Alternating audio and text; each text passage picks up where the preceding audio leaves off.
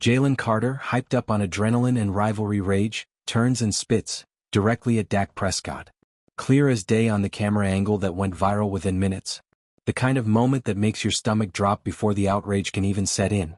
It was visceral. It was vile. It was a line. And it got crossed in front of millions of people.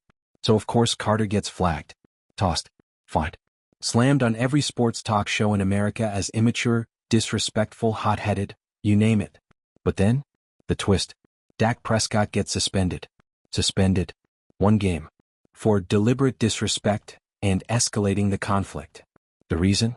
According to the league office, his demeanor, which included smirking at Carter before the incident.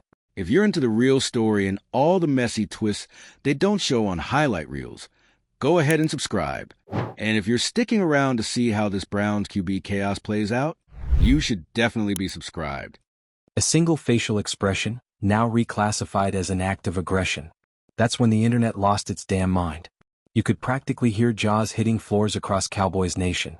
The guy got spit on, and he's the one serving a 1-game suspension? That's not just shocking, it's downright surreal. And depending on where you stand in the fandom-fueled NFL divide, this was either a bold move by the league to assert that provocation matters, not just reaction, or the most backwards, PR-driven, perception-over-principle decision since, well, insert literally any other NFL controversy here.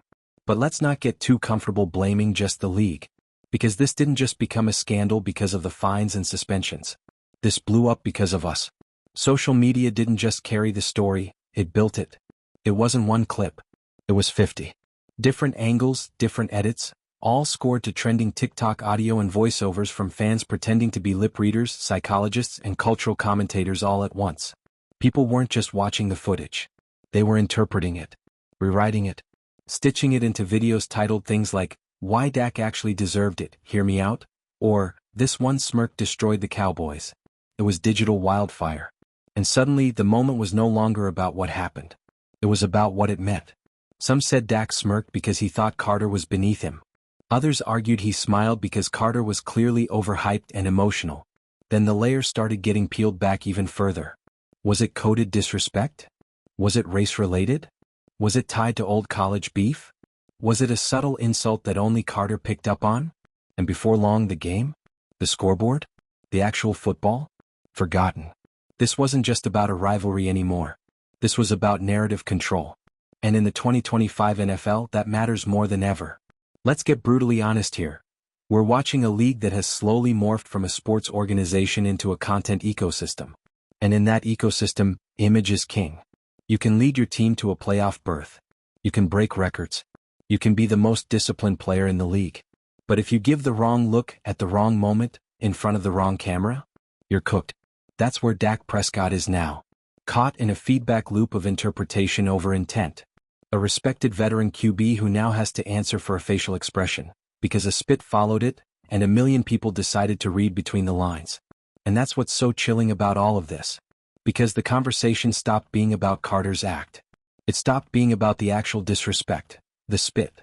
It became about the implied disrespect from Dak. The smile, the posture, the tone. And if you think that isn't going to ripple through locker rooms, you're not paying attention. Because this sets a precedent. The NFL just told players, we don't just punish what you do, we punish how it looks. Not how it lands. Not what the rulebook says. Not what actually started it. How it looks. Think about how dangerous that is in a league that's already struggled with double standards across position, race, and profile. A smirk from one quarterback is leadership. A smirk from another is mockery. A stare from one guy is confidence. A stare from another is intimidation. And now those interpretations aren't just media chatter, they're punishable. Let's pull the camera back. The Cowboys are reeling. This was supposed to be their tone-setting season opener. A clean slate. Dak looked sharp, composed, until he wasn't. And now, without him for 1 week, the offense has to adjust. The locker room has to reset. And McCarthy? He has to pretend this isn't an absolute PR disaster for a team that can't afford any distractions. Meanwhile, in Philly, Carter is walking the tightrope between public enemy and cult hero.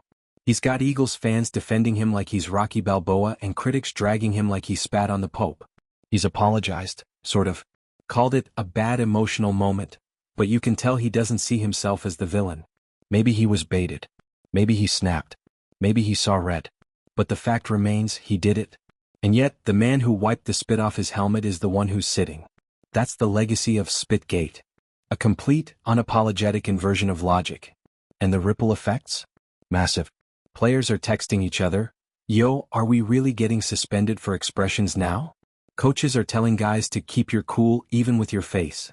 PR teams are prepping in case of viral moment protocols. This isn't about bad behavior anymore. It's about optics management. And that's the most NFL thing ever, isn't it? The league that lets helmet-to-helmet hits go unflagged will still slam you if your attitude makes the wrong person uncomfortable. Because this isn't about safety. It's about control. About making sure the shield stays clean, even if that means punishing perception over reality. And let's be real, we've seen this before. We saw it with Cam Newton. With Richard Sherman. With Odell Beckham Jr. Guys who didn't do anything illegal but looked too confident. Too loud. To themselves. Dak's just the latest name added to that list. So what now? He'll serve his suspension. Carter will serve his fine. Both will go back to playing. But the stain is there. And every time these two teams face off again, you'll feel it. You'll see it. You'll hear the whispers. Because this is now part of the rivalry forever. And the league will do what it always does, pretend the dust has settled. But if you zoom in, you'll see it. The discomfort. The tension. The players wondering if the camera will catch them at the wrong time. The analysts scanning body language like they're decoding CIA footage. And maybe the real shame in all of this? We lost the plot. We forgot what the game is supposed to be about. Not sanitized smiles and perfectly PR'd sideline behavior. But grit, fire, rivalry, human emotion. And yes, sometimes that emotion spills over. Sometimes it gets ugly. But instead of dealing with that, the league chose to send a message. We care more about how it looks than what it means. So here's your moment to weigh in. Was the suspension fair? Did the league go too far, or not far enough?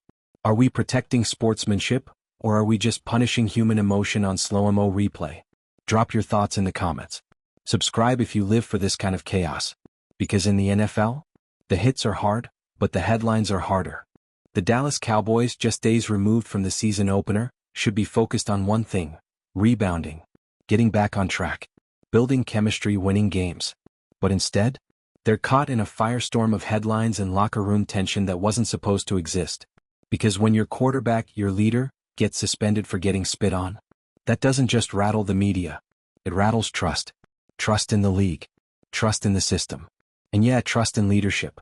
There are players in that Cowboys locker room right now wondering what's real anymore. If you're a rookie, what are you learning from this? Don't react? Don't show emotion?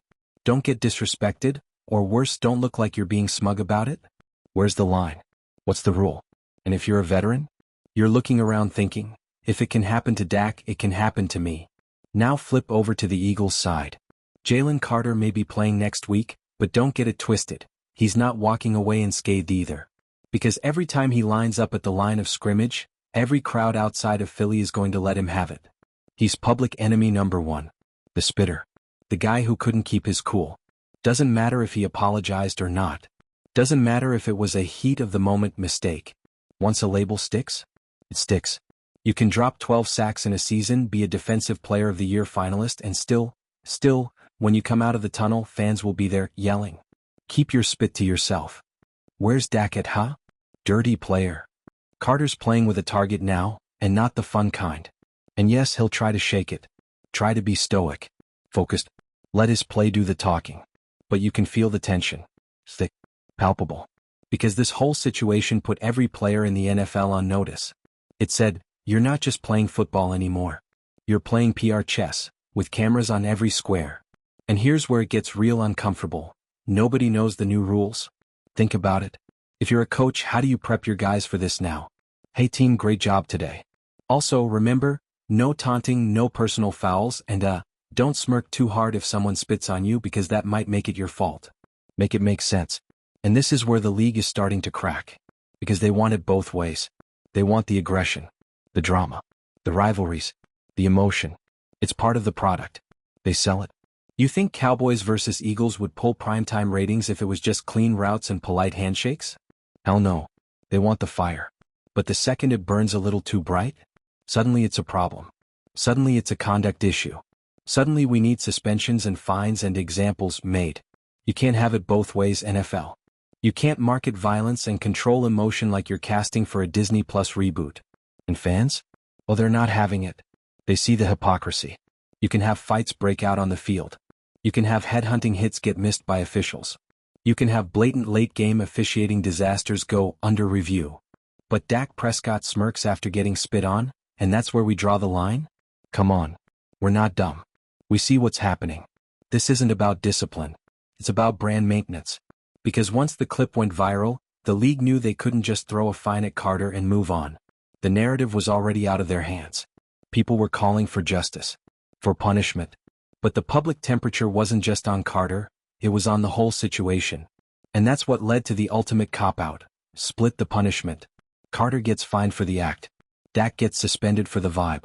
It's the NFL's version of both sides were wrong, except one guy spit and the other didn't. Let that logic sit for a second. And here's the thing, this might seem like just another NFL controversy of the week, but it's not. This one hits differently. Because it touches on everything. Player emotion. League image control. Race. Quarterback protection. Media framing. Fan manipulation. The power of viral content. And most dangerously, it introduces a precedent where intent is irrelevant. Now anything that looks wrong can be wrong. And that's terrifying for players. Because they already live under a microscope.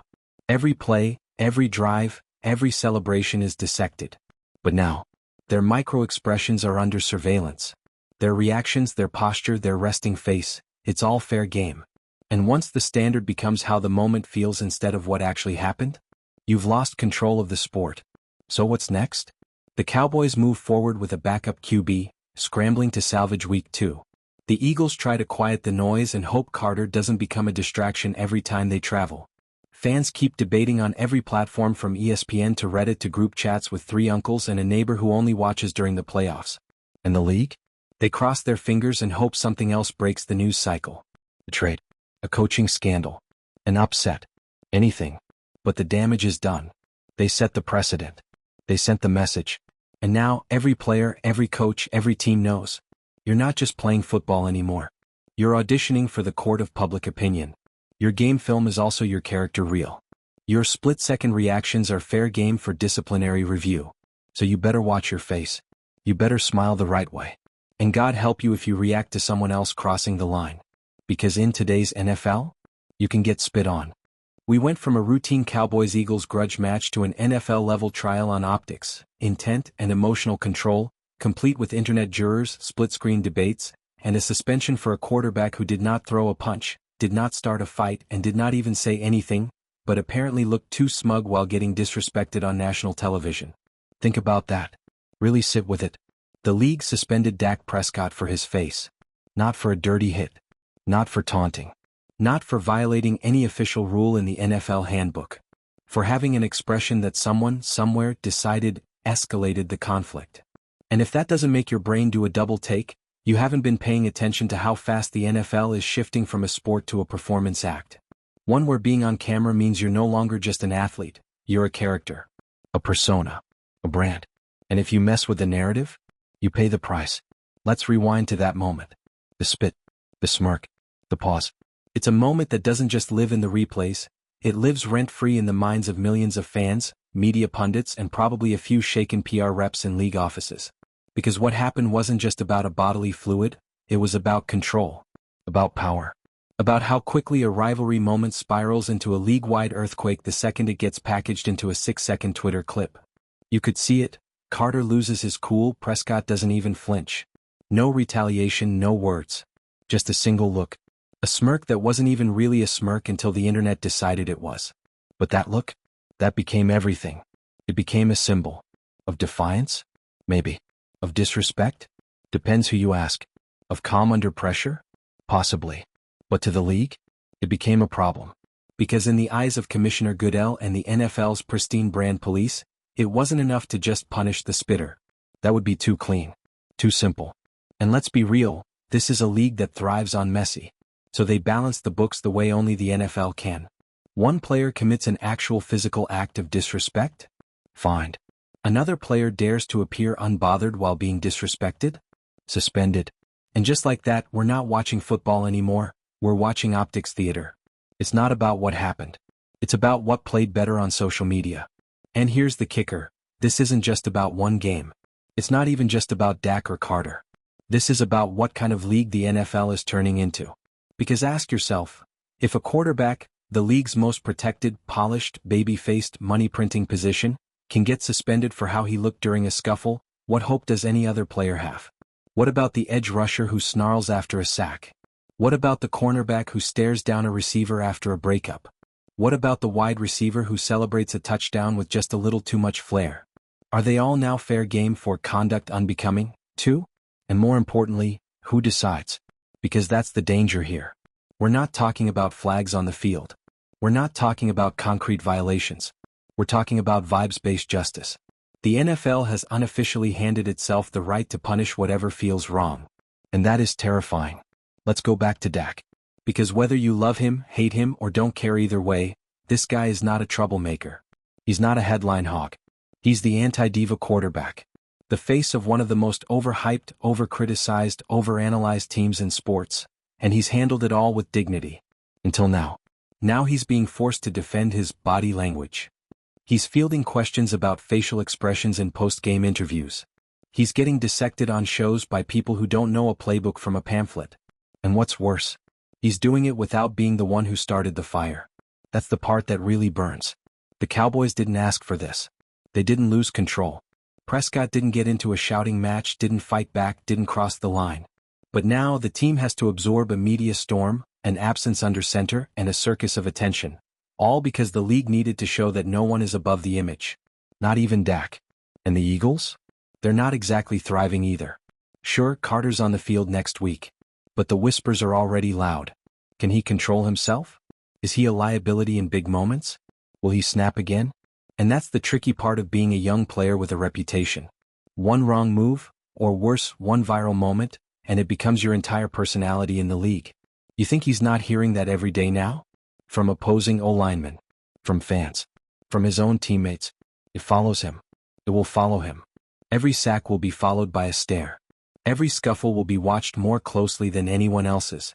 He's not just a player anymore. He's the guy who spit on Dak. That doesn't go away overnight. Now here's the million-dollar question. What happens next? The league wants this to go away. Quietly. They'd love nothing more than a generic Week 2 slate filled with boring highlights and recycled narratives. But the fans? The media? The players? We're not letting this slide. Because this situation said the quiet part out loud. That what matters in today's NFL isn't just what happens. It's how it's clipped, captioned, and consumed. It's how it trends. It's how fast the narrative moves and who it helps or hurts. And for the players? This isn't just a warning shot. It's a whole missile. Be careful how you act. Be careful how you look. And dear God, don't be too composed when someone disrespects you, because apparently that's a sin now too. So what should Dak have done? Laugh? Cry? Yell at the refs? Walk off the field? Would any of those reactions have been more acceptable? Or less? No one knows. Because that's the problem with optics-based discipline. There is no playbook. Just a vibe check. And if you fail that vibe check, you get sat. So as the Cowboys try to move forward and the Eagles pretend this isn't an internal distraction, the rest of the league is left staring at the rulebook and wondering, what game are we even playing anymore? Football? Or PR survival? You tell me. Drop your comments. Was the league right? Was this an overcorrection? Or are we just watching the NFL morph into the world's most expensive drama series? Hit subscribe for more chaos. Because as long as there are cameras, egos, and rivalries, this league will never run out of plot twists. And honestly, that's why we can't stop watching.